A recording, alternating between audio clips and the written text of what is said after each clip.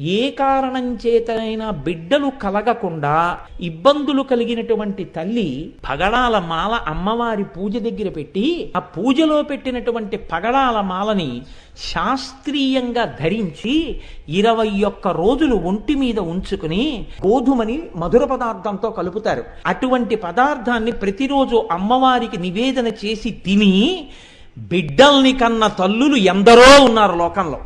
పగడాలకు ఆ శక్తి ఉంది. బిడ్డలు కలగని తల్లులకు కూడా బిడ్డలు కలిగేటట్టుగా చేసి గర్భమునకు ఉన్నటువంటి దోషాన్ని తొలగించాయి. దీని మీద నాకు జ్ఞాపకం ఉంటే ఆ పేరు కరెక్ట్గా డాక్టర్ జెరీ అన్న ఆయన, మన దేశం వారు కాదు, ఆయన ప్రయోగం చేసి నిజమే భారతీయ సాంప్రదాయంలో పగడాన్ని అంత గొప్పగా చెప్పడానికి కారణం ఉంది, పగడానికి ఆ శక్తి ఉంది అని ఆయన నిరూపించి చూపించారు. కాబట్టి పగడం అంత గొప్పది. అందుకే పగడం తలుచుకుంటే అమ్మతనం ఉంటుంది అందులో. అది అందుకని పగడం వేసి చెప్పడం.